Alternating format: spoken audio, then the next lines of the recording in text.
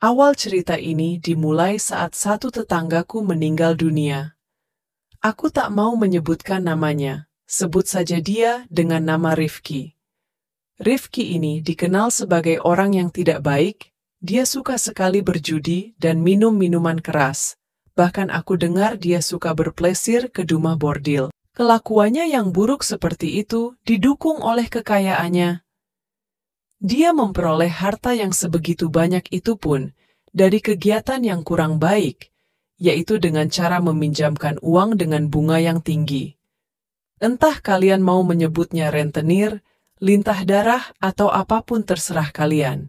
Saat dia meninggal, semua warga tidak ada yang mau ke rumahnya. Tetapi saat melihat istrinya yang menangis, meminta tolong dan salah satu kiai menyarankan untuk menolong sesama muslim. Meski aku kurang yakin Rifki beragama muslim karena aku belum pernah melihatnya sholat. Akhirnya para tetangga bersedia menolong. Aku yang masih remaja, diajak ayah untuk ikut.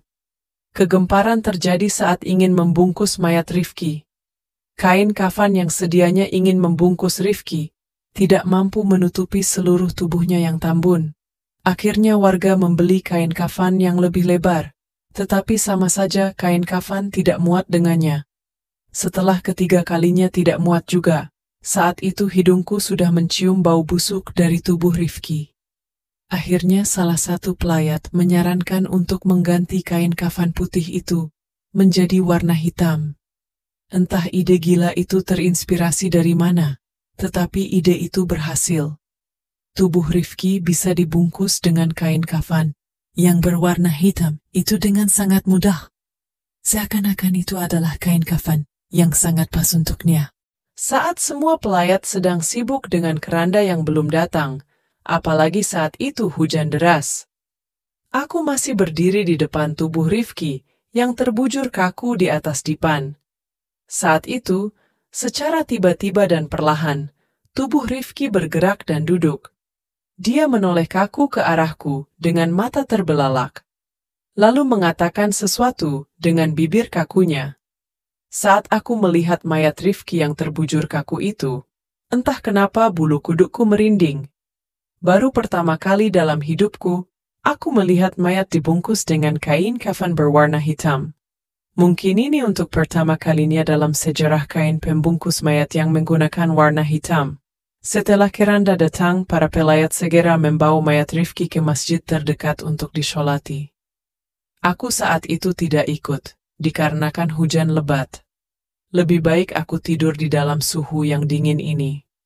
Saat tiba di rumah, semua orang tidak ada, karena mereka semua pergi ke rumah duka untuk membantu.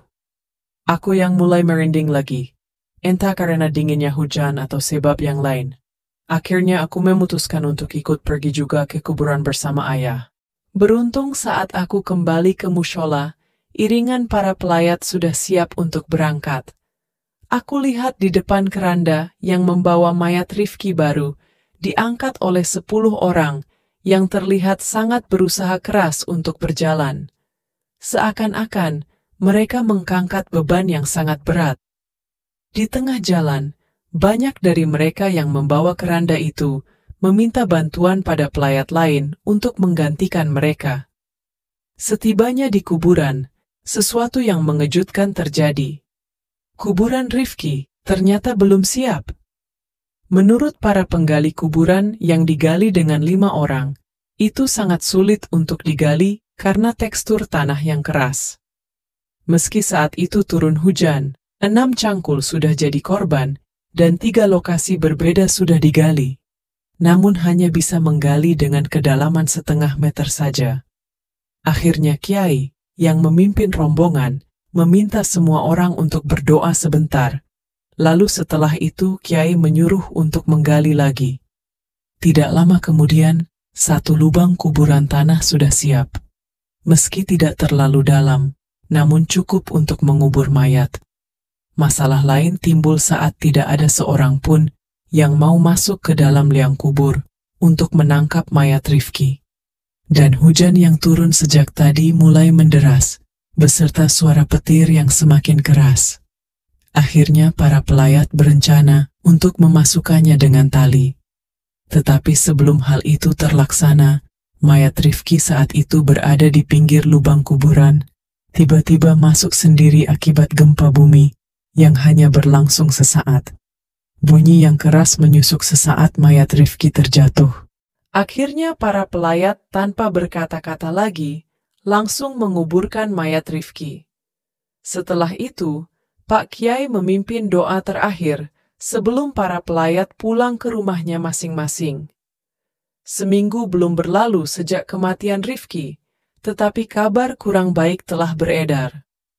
Para tetanggaku menceritakan bahwa mereka didatangi oleh hantu Rifki dengan kain kafan hitamnya, serta dengan wajah yang sangat menyeramkan.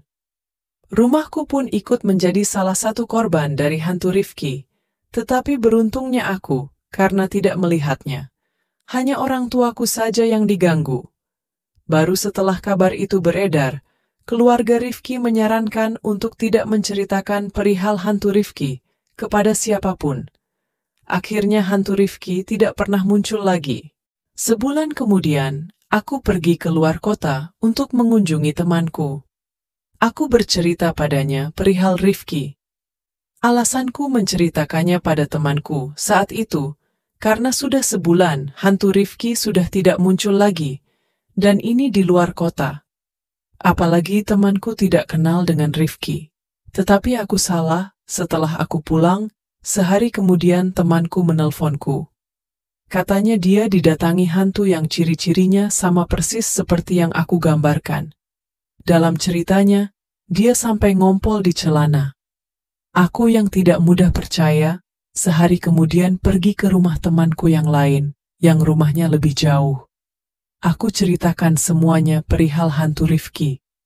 Dan setelah aku pulang, esoknya temanku itu menelpon dan menceritakan hal yang sama, seperti yang dialami temanku yang pertama.